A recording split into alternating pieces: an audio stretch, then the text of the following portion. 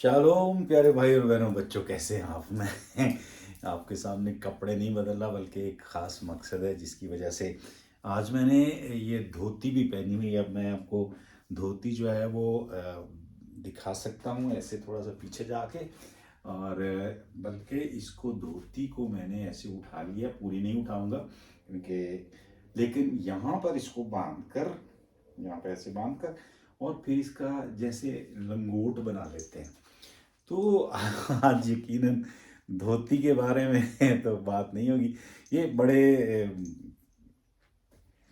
बड़े एक खास शख्स ने ये तोहफा दिया था, भाई है मेरे। तो उन्होंने ये तोहफा दिया था लाचे का, और मैंने इसको आज इस्तेमाल किया। फिर एक और बहुत ही प्यारे शख्स हैं, उन्होंने ये भी मुझे तोहफा दिया था। तो ये दो चीज़ें, मैं कोई कल्चरल प्रोग्राम नहीं कर रहा, ये कल्चरल शो नहीं कर रहा, बल्कि आज इस बात को फिर आगे चल कर देखेंगे कि क्या वो बात है जो इन दो जो इशारे हैं, इनको देखते हुए हम सुनेंगे और देखेंगे क्या होता है। तो मैं बैठ जाता हूँ, और यकीनन जब इंसान लाचे को या धोती को ऐसे उठाकर उसका कमर पर बांध कर उसको एक लंगोट की तरह कर लेता है, तो वो उसका लिबास जो है वो फ़र्क हो जाता है। आम तौर पर वो धोती जो पहनते हैं और या लाचा पहनते हैं। तो मैं यहाँ भी बटन बंद कर लेता हूँ। हम रोज़ों के दूसरे एतवार में हैं, और साल दोयम है, और जो तलावत है वो मुक़द्दस मरकज़ की इंजील से ली गई है। उसका 9वां बाब है और उसकी 2 से 10 आयत तक है। तो आइए पहले तलावत सुनते हैं, फिर उसके बाद बातचीत करते हैं। उसमें हम देखेंगे ये लिबास जो है इसका क्या मकसद है और क्यों मैंने ये आज चुना। और 6 दिन के बाद यीशु ने पतरस और याकूब और यूहन्ना को साथ लिया और उन्हें एक ऊंचे पहाड़ पर अलैदगी में ले गया। और उनके सामने उसकी सूरत बदल गई, और उसकी पोशाक ऐसी दरख्शां और नहायत सफ़ेद हो गई कि दुनिया में कोई किसार वैसी सफ़ेद नहीं कर सकता। और इलियास मूसा के साथ उन्हें दिखाई दिया और यीशु से बातें करते थे। और पतरस ने यीशु से मुखातिब होकर कहा कि रब्बी, हमारा यहाँ रहना अच्छा है, और हम 3 डेरे बनाएं, एक तेरे लिए, एक मूसा के लिए और एक इलियास के लिए। क्योंकि वो जानता ना था कि क्या कहता है, इसलिए कि वो बहुत डर गए थे। तब एक बादल ने उन पर साया कर लिया, और उस बादल से आवाज आई कि ये मेरा बेटा है अल महबूब, इसकी सुनो। उन्होंने यकायक नजर दौड़ाकर सवाए अकेले यीशु के किसी और को अपने साथ ना देखा। और जब वो पहाड़ से उतरते थे तो उसने उन्हें मना किया कि जब तक इब्ने इंसान मुर्दों में से ना जी उठे, जो कुछ तुमने देखा है किसी से ना कहना। और वो उस कलाम को अपने पास हिफ्ज करके एक दूसरे से बहस करते थे कि मुर्दों में से जी उठने से क्या मुराद है, और उन्होंने मुर्दों में से जी उठने से क्या मुराद है। इंजील मुक़द्दस के वसीले से हमारी तमाम खताएं मुआफ़ की जाएं। तो मैं ये बता रहा था कि हम दूसरे एतवार में हैं। ये मैंने जो ख़ास तौर पर लिबास पहना हुआ है और इसका एक ख़ास मकसद है। तो हर साल जो है वो दूसरा इतवार, जब मैं बात कर रहा हूँ तो आप बाहर का मंजर भी देख रहे हैं। आज बड़ा अच्छा दिन निकला हुआ है, सूरज निकला हुआ है। हर साल रोज़ों का जो दूसरा इतवार है वो तब्दीली सूरत की तलावत उसमें पेश की जाती है। साल यक्कम में, यानी पिछले साल, हमने मुक़द्दस मत्ती उसका 17 बाब उसकी 1 से 9 आयत तक, जो पहले साल में। दूसरा साल जो अब हम हैं इसमें मुक़द्दस मरकज़ की इंजील। और फिर जो साल आने वाला है, जो तीसरा साल है, यानी अगले साल, वो मुक़द्दस लूका की इंजील उसका 9वां बाब उसकी 28 से 36 आयत तक। तो कौन से सियाक व सबाक में ये बात की गई है, और यहाँ पर जिक्र किया गया है एक ऊंचे पहाड़ का, और अरबी में उसको जबल तूर कहते हैं, और जिसका मतलब ऊंचाई है। और इस पहाड़ का जिक्र जब किया गया तो आमतौर पर समझा जाता है कि शायद ये وہ پہاڑ ہے جس کو عبرانی میں ہارتاور کہتے ہیں، اور اس کی تقریباً جو اونچائی ہے وہ سطح سمندر سے 588 میٹر اونچا ہے۔ یہ اس کا ذکر کسات جسے جودیچ کے لفظ سے بھی جانا جاتا ہے اٹالین میں، اس کا 4واں باب ہے کسات کی کتاب کا، اور اس میں پہلی جو 12 آیات ہیں اس پہاڑ کا ذکر کیا گیا۔ جب سیسرا کو خبر پہنچی کہ باراک بن ابی نوام کوہ تابور پر چڑھ گیا ہے، تو یہ جو پہاڑ ہے اس کا ذکر کیا گیا ہے۔ لیکن یہ انجیل نویس جو اس اونچے پہاڑ کا ذکر کر رہے ہیں تو یہ کوئی ہمیں خبر نہیں سنا رہے کہ کوہ کیا اس کو کہتے ہیں، جیسے K2 کی چوٹی پر ایک شخص وہاں پر تھا اور یہ ہوا، یہ خبریں نہیں ہیں۔ اس وجہ سے اس کی حقیقت کو جاننا ضروری ہے۔ بائبل مقدس میں یہ ایک مثال کے طور پر پیش کیا گیا، ایک تمثیل کے طور پر پیش کیا گیا ہے، اور بائبل مقدس میں پہاڑ کا مطلب جو ہے وہ مادی طور پر نہیں بلکہ ایک جگہ یا ایک اسٹیٹ آف مائنڈ جس کو کہتے ہیں نا، وہ ہے جو بہت اونچا ہے، اور وہاں پر جو ہے آپ کی ملاقات جو ہے وہ خدا سے ہو سکتی ہے، اور جتنا وہ زیادہ اونچا ہے اتنی ہی اس میں گہرائی، اس کی بات میں گہرائی ہے۔ یہاں پر جو 3 شاگردوں کی موجودگی ہے وہ انہیں دوسروں سے علیحدہ کرتی ہے، تو پتہ نہیں دوسرے شاگرد کیا سوچتے ہوں گے، کہتے ہوں گے کہ یہ کیا مطلب ایسے تو نہیں کرنا، تفرقہ تو نہیں کرنا چاہیے، کیوں؟ تو شاید یہ جو شخص ہیں، یہ 3 جو شاگرد ہیں خدا یسوع مسیح کو لے کر گئے تھے، کیونکہ مقدس پطرس، اب پہلے اس بات کو بتانے کے لیے میں اور تھوڑا سا پیچھے جاتا ہوں۔ جب تلاوت کے شروع میں ہم نے سنا تھا 6 روز کے بعد، تو 6 روز پہلے کیا ہوا تھا یہ جاننا بہت ضروری ہے اس سیاق و سباق میں۔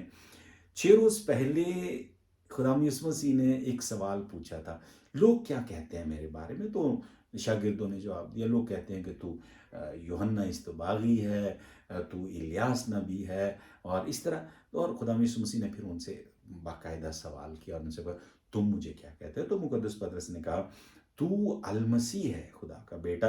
اور خدا یسوع مسیح نے کہا یہ بات تمہارے پر ظاہر ہوئی ہے، اور پھر اس کو دیکھنے کے لیے کہ اس بات کو کتنا اس نے سمجھا ہے، خدا یسوع مسیح نے اپنے دکھوں کا اعلان کیا۔ انہوں نے کہا کہ یہ ضروری ہے کہ ابن آدم کو دکھ پہنچایا جائے، وہ بہت دکھ اٹھائے گا اور اسے صلیب پر لٹکایا جائے گا۔ تو یہ خدا یسوع مسیح جب یہ بات کرتے ہیں تو مقدس پطرس جو ہے اس بات کو قبول نہیں کرتے۔ وہ کہتے ہیں یہ کیسے ہو سکتا ہے کہ ایک طرف یہ المسیح ہے اور دوسری طرف یہ صلیب پر لٹکائے جانے کی بات کر رہا ہے؟ تو کیوں یہ اس کی مشکل تھی؟ یہ ہم تشمیہ شرح کی کتاب اس کے 21ویں باب اس کی 22 اور 23ویں آیت میں پڑھ سکتے ہیں۔ اس میں لکھا ہے جو لٹکایا گیا وہ خدا کی طرف سے ملعون ہے۔ تو یہ بات ذہن میں ہوتے ہوئے مقدس پطرس کہتے ہیں یہ کیسے ہو سکتا ہے؟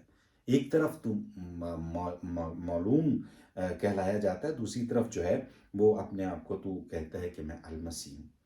تو مقدس پولوس جو ہیں وہ پہلے کرنتھیوں اس کے پہلے باب اس کی 23 اور 24 آیت میں کہتے ہیں چنانچہ یہودی تو کرشمے چاہتے ہیں اور یونانی حکمت کی تلاش میں ہیں، مگر ہم مصلوب مسیح کی منادی کرتے ہیں، جو یہودیوں کے نزدیک ٹھوکر کا باعث اور غیر قوموں کے نزدیک حماقت کا باعث ہے۔ تو یہ جو صلیب ہے یہ ایک ٹھوکر کا باعث ان کے لیے بنی تھی، اور یہ بھی یاد رہے کہ مسیحی جو ہیں وہ آج ہم صلیب کے نشان سے ہر بات کو شروع کرتے ہیں، لیکن اس سے پہلے بہت سال تک یہ نشان قبول نہیں کیا جاتا تھا، بڑی مشکل سے قبول ہوتا تھا۔ اس سے پہلے جو مچھلی کا نشان ہے، جو لنگر ہے، جو کشتی جو اس کو روکنے کے لیے پانی میں ڈالا جاتا ہے وہ ہے، پھر مور کا نشان ہے، اور پھر وہ جو پی لکھا ہوتا ہے اور اس کے اوپر ایکس لکھا ہوتا ہے، ایسے نشان تھے، یا الفا اور اومیگا جو تھے یہ نشان تھے۔ پھر جب رومی سلطنت میں اس بات کو دیکھا گیا، اور جو کانسٹنٹائن تھے اس دنیا نے مسیحیت کو اپنایا، تو اس وقت کے بعد پھر جب ایک سونے کی صلیب جو ہے وہ کلوری وہاں پر گاڑی گئی، تو پھر یہ نشان جو ہے وہ مقبول ہوا اور عام طور پر. اور جب ہم صلیب کا نشان بناتے ہیں تو یہ صرف نشان یا علامت نہیں ہے، بلکہ ہم کہتے ہیں خدا کے نام میں، باپ اور بیٹے اور روح القدس کے نام میں. یعنی باپ کے نام میں وہ بیٹا جو اس نام کے اندر داخل ہوں اور اس نام کے اندر وہ باتیں کرنا چاہتا ہوں، وہ باتیں قبول کرنا چاہتا ہوں جو اس بیٹے نے ثابت کر دیا ہے، دکھا کر، غیر مشروط محبت دکھا کر. تو آئیے دیکھتے ہیں یہ پہاڑ جو ہے اس واقعہ میں، اس سیاق و سباق میں، اس کا کیا مقصد ہے.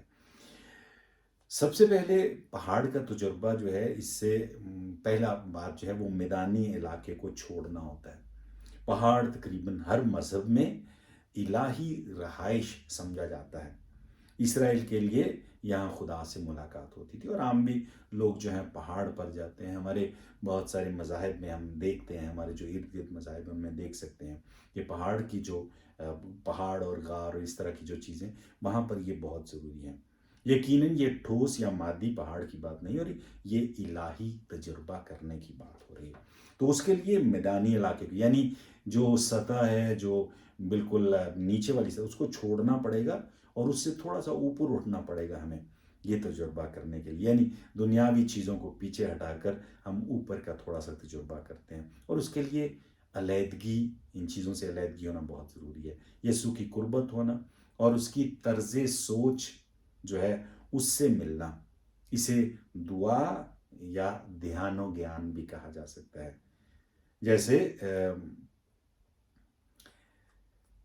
مقدس پطرس کی سوچ جو تھی وہ انسانی تھی، کیونکہ وہ خدا یسوع مسیح کو جب وہ اپنے دکھوں کا اعلان کرتے ہیں تو وہ کہتے ہیں یہ ہرگز نہیں ہوگا. بلکہ وہ جو یونانی میں لفظ استعمال کیا گیا ہے ان کو باقاعدہ جھڑکتے ہیں، اور ایسے جھڑکتے ہیں جیسے کہ ان کے اندر بدروح ہو. اور یہ جھڑک، اور خدا یسوع مسیح پھر اس کو کہتے ہیں کہ تو خدا کی سوچ سے تمہاری سوچ نہیں ملتی، اس لیے تم پیچھے ہٹ جاؤ، مجھے آگے جانے دو اور مجھے دکھانے دو کہ کون سا یہ تجربہ ہے جو کرنا ہے. تو شاید اس وجہ سے خدا یسوع مسیح جو ہے پطرس کو، کیونکہ اس کی سوچ بدلنے ضروری تھی، کیونکہ وہ سمجھتا تھا کہ آپ یروشلم کی طرف جائیں گے تو ہم جو ہیں وہ طاقتور ہوں گے اور ہم سب پر حکومت کریں گے وغیرہ وغیرہ. اور جو دو اور دوسرے شاگرد تھے، یعقوب اور اس کا بھائی یوحنا، ان کی ماں نے خدا یسوع مسیح سے کہا تھا کہ جب تمہاری سلطنت آئے گی تو اس میں یہ دو میرے بیٹے، ان کو کوئی خاص جگہ مل سکتی ہے.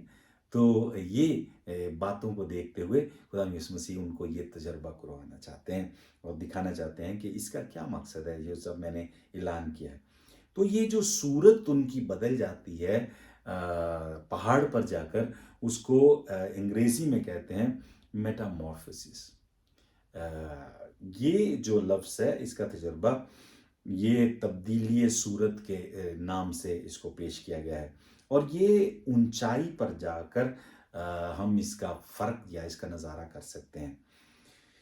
اس کو سمجھنے کے لیے ایک مثال جو میں نے کسی اور ویڈیو میں اس سے پہلے جو ہے وہ بتائی تھی، اس میں میں نے دکھایا تھا کہ تتلی جو ہوتی ہے، تتلی بننے سے پہلے وہ کیسے کون سے مرحلوں میں سے گزرتی ہے. تو جو انڈا ہوتا ہے، تتلی کے انڈے ہوتے ہیں، وہ ہم بہت چھوٹے ہوں گے وہ دیکھ نہیں سکتے. پھر اس سے لاروا جو ہے وہ بنتا ہے، پھر اس سے پیوپا بنتا ہے، اور پھر تتلی جا کر بنتی ہے. اور عام زبان میں یہ لفظ تو استعمال نہیں ہوتے. عام طور پر وہ جو تتلی بننے سے پہلے ہوتا ہے وہ ایک سنڈی کی طرح ہوتا ہے. یہ جو سنڈی ہم کپاس میں خیر شاید جو ٹی وی پر مشہوریاں آتی ہیں ان میں وہ دکھاتے ہیں، تو کتنی گندی لگتی ہے وہ سنڈی جو ہوتی ہے، وہ ایسے چلتی ہے آہستہ آہستہ، اور اس کے پاؤں اور اس کی شکل اور اس کی سنڈی کو، ہم سنڈی کو دیکھنا پسند نہیں کرتے. ہم سنڈی جو ہے اس کو دور پھینکنا چاہتے ہیں. ایک دفعہ یہ وہ چھوٹے کیڑے جو ہوتے ہیں وہ بھی مٹروں میں سے نکل آتے ہیں، وہ سنڈیاں جو ہوتی ہیں یا سبزیوں میں سے نکل آتی ہیں، تو ہم ان کو پھینک دیتے ہیں. خاص طور پر یہ سنڈی جو جس کی بات میں کر رہا ہوں، تتلی، وہ سنڈی جب مر جاتی ہے، ختم ہو جاتی ہے، और वो उसके मर नहीं जाती बल्कि ट्रांसफॉर्म हो जाती है, तब्दील हो जाती है, तो वो फिर जाकर तितली बनती है। और तितली को तो हम सब पसंद करते हैं, उसमें इतने खूबसूरत रंग होते हैं, उसमें पता नहीं दुनिया में कितनी किस्म की तितलियां हैं, और हर तितली की एक अपने रंग है, अपनी खूबसूरती है। तो तितली की खूबसूरती से पहले उसकी जो ट्रांसफॉर्मेशन है, उसकी जो तब्दीली शक्ल है, उसको मेटामॉर्फोसिस कहते हैं।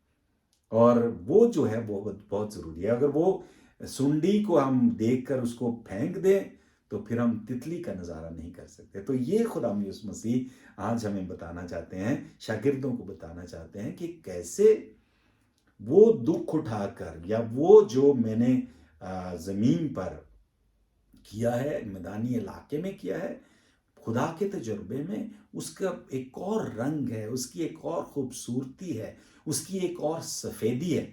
इसलिए मैंने ये लिबास पहना है कि खुदा यीशु मसीह ने मैदानी इलाके में कौन सा लिबास पहना था। यकीनन वो एक चोगा पहनते थे, लेकिन ख़ास तौर पर आखिरी खाने के मौका पर उन्होंने चोगा उतार दिया और कमर में पटका बांधा।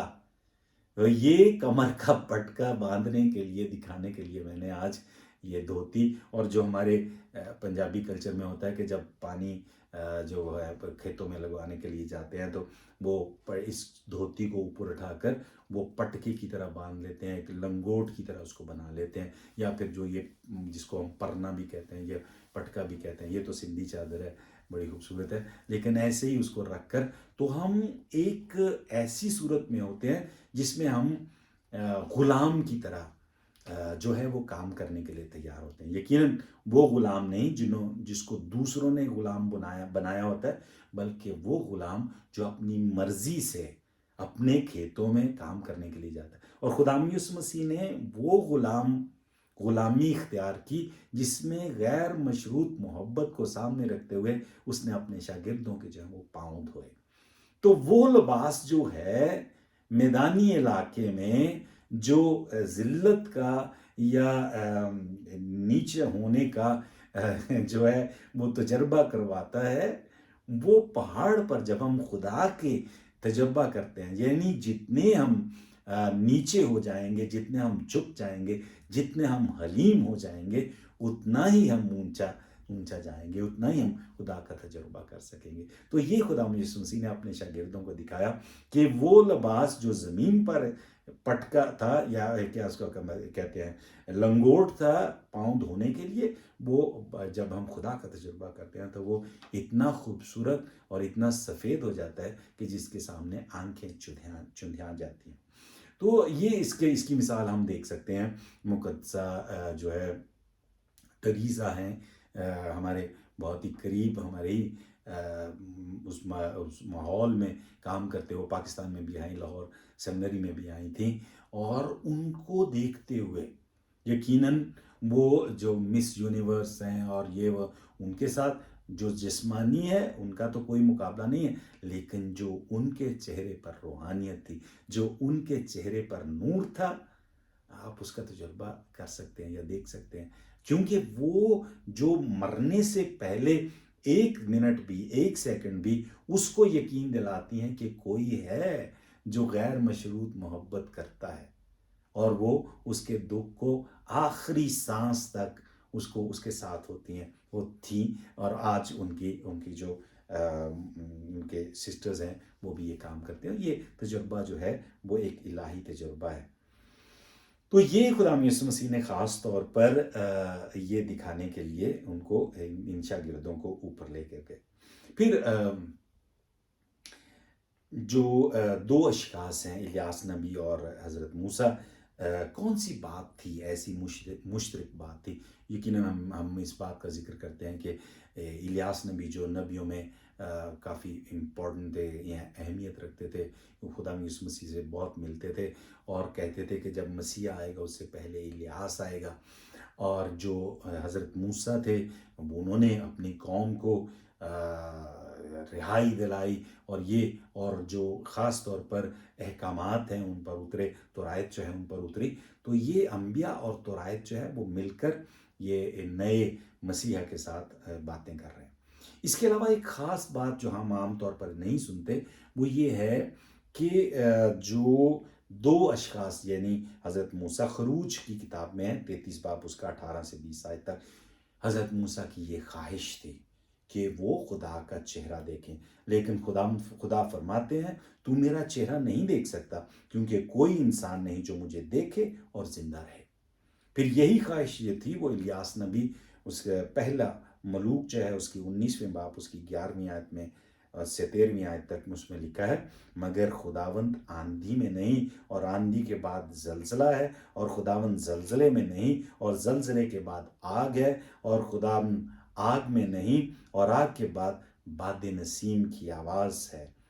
اور جب الیاس نے یہ سنا تو اپنے منہ کو چادر سے چھپایا۔ تو یہ جیسے یہ خدا کا تصور کرتے تھے یہ لوگ، خدا اس سے بہت، جو اس کا چہرہ ہے بہت مختلف ہے، اور یہی مقدس پطرس اور یوحنا اور یعقوب کو دکھانے کے لیے خدا یسوع مسیح جو ہے وہ ان کو پہاڑ کا یہ تجربہ کروانا چاہتے ہیں۔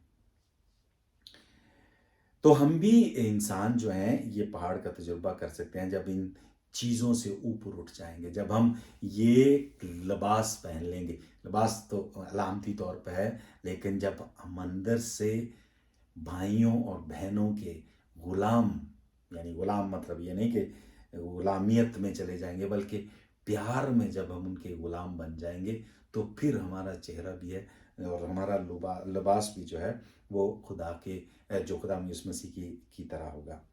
اور خدا کی موجودگی، وہ پھر اس کے بعد ذکر کیا گیا ہے کہ وہاں پر ایک بادل آ گیا۔